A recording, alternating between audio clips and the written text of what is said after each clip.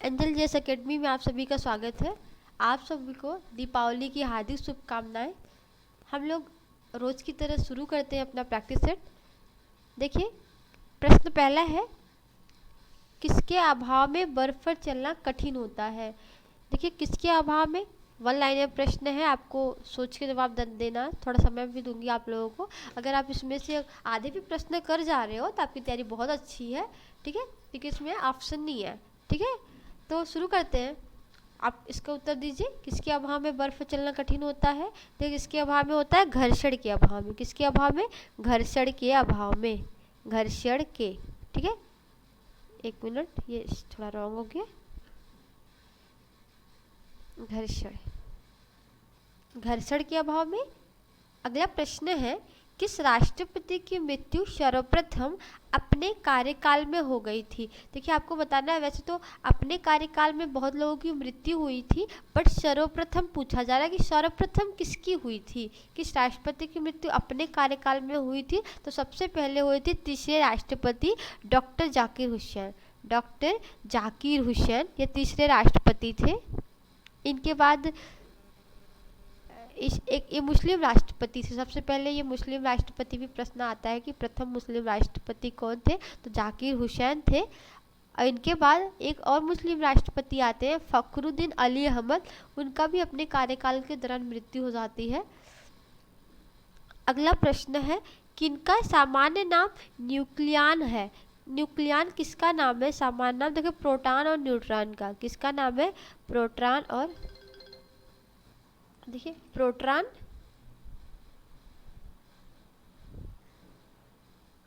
और न्यूट्रॉन, और न्यूट्रॉन।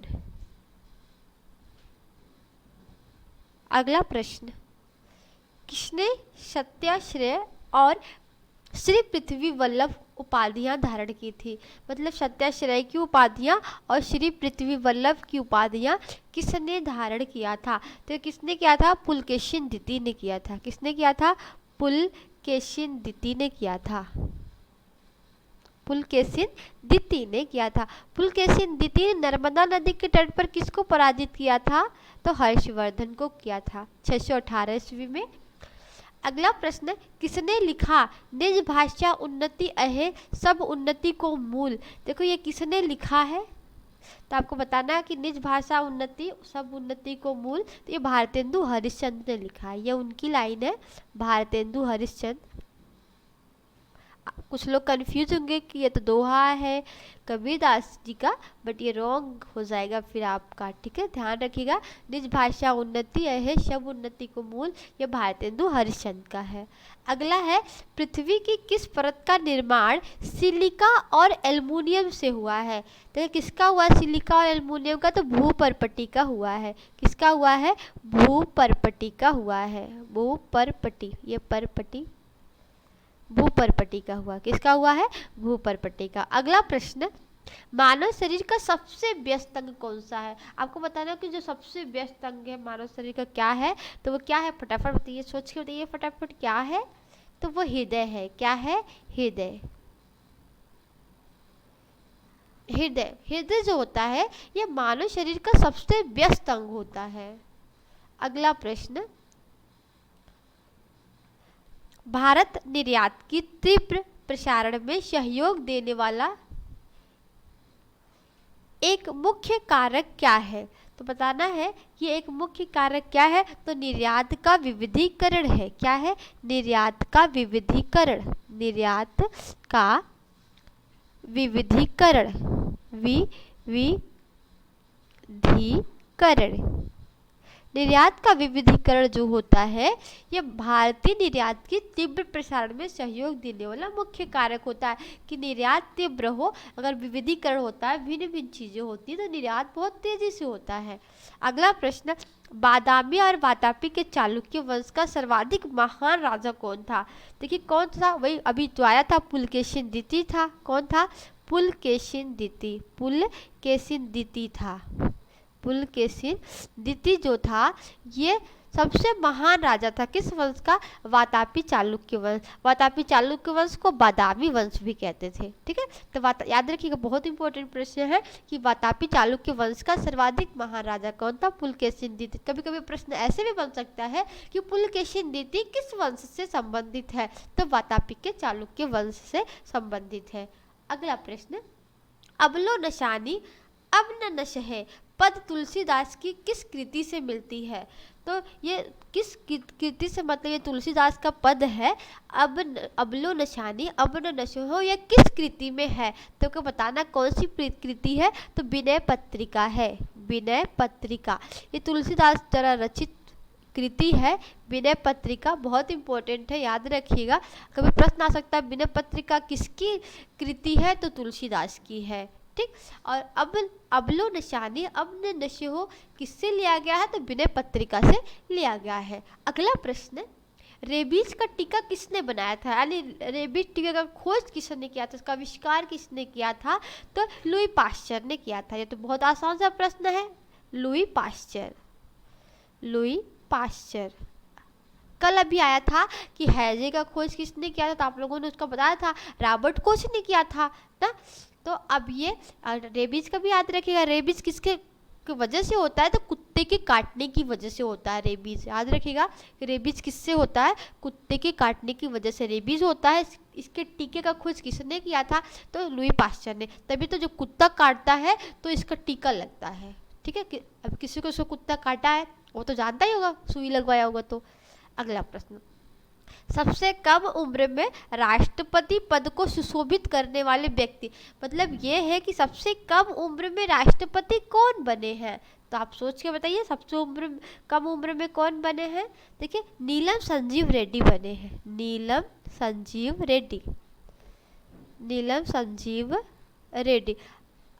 अगर बात करें कि सबसे कम, अभी ये तो सबसे कम उम्र में ये बने, सबसे कम उम्र में प्रधानमंत्री कौन बना है? सबसे कम उम्र में प्रधानमंत्री पता कौन बना है? तो राजीव गांधी बने हैं। कौन बने हैं? राजीव गांधी। और सबसे अधिक उम्र में प्रधानमंत्री कौन बने हैं? तो मोरारजी देसाई बने हैं। मोरारजी देसाई सबसे अधिक उम्र में प्रधानमंत्री बनने वाले व्यक्ति हैं। अगला प्रश्न, 1665 ईस्वी में पुरंदर की संधि किनके मध्य हुई है? आपको बताना पुरंदर की संधि किनके मध्य हुई थी? तो ये शिवाजी के मध्य और जयसिंह के मध्य हुआ था। किसके मध्य? शिवाजी और जयसिंह। और जयसिंह बहुत इंपॉर्टेंट है ये पुरंदर की संधि, याद रखिएगा, वेरी वेरी इंपॉर्टेंट, कि 1665 ईस्वी में पुरंदर की संधि किनके किसके मध्य हुई थी? तो शिवाजी और जयसिंह के बीच हुआ था। अगला प्रश्न है,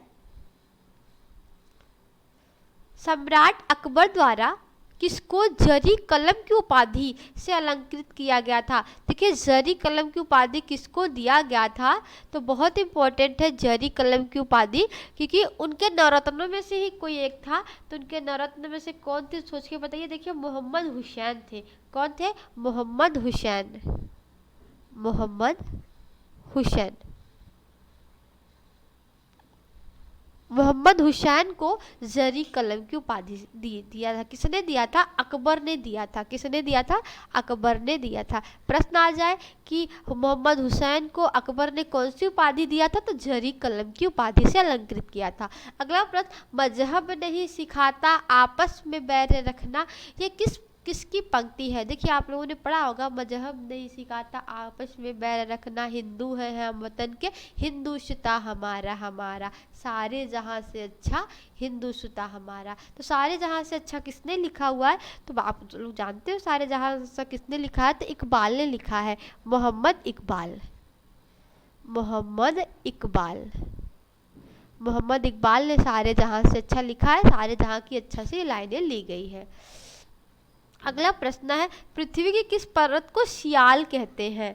आपको बताना किस परत को सियाल कहते हैं। अभी तो आया था ना, सिलिका एल्युमिनियम कुछ परपट्टी में पाए जाते हैं, तो वह भूपरपट्टी। तो भूपरपट्टी को कहा जाता है भूपरपट्टी। भूपरपट्टी को क्या कहते हैं? सियाल कहते हैं। देखिए, सियाल सिलिका और एल्युमिनियम से मिलके बना होता है भूपरपट्टी। ठीक है, अगला प्रश्न, कौन सहायक संधि को स्वीकार करने वाला पहला भारतीय राजा था? आपको बताना कौन पहला भारतीय राजा था जो सहायक संधि को स्वीकार किया था? तो हैदराबाद का निजाम, हैदराबाद का निजाम यह राजा जो था सबसे पहले सहायक संधि को स्वीकार किया था। हैदराबाद का निजाम बहुत इंपॉर्टेंट प्रश्न है, इसको याद रखिएगा कि कौन सहायक संधि को स्वीकार करने वाला पहला भारतीय राजा था? तो हैदराबाद का निजाम था। अगला प्रश्न है, भारतीय विदेश व्यापार संस्थान कहाँ है? आपको बताना है भारतीय विदेश व्यापार संस्थान कहाँ है? तो ये कहाँ है बताइएगा। देखिए नई दिल्ली में है, नई दिल्ली, नई दिल्ली में है। अगला प्रश्न, किसको सीरी कलम की उपाधि से नवाजा गया? देखिए सीरी कलम भी अकबर के दरबार में रहते थे, ठीक है, उनके नौरत में, तो अब्दुल इस्मत को कहा गया, अब्दुल इस्मत, इनको सीरी कलम की उपाधि से नवाजा गया। अगला प्रश्न है, अगला प्रश्न, वंदना के इन स्वरों में एक स्वर मेरा मिला लो यह काव्य पंक्ति किस कवि द्वारा रचित है? देखिए किसके द्वारा रचित है? तो सोहन लाल द्विवेदी के द्वारा, सोहन लाल द्विवेदी के द्वारा।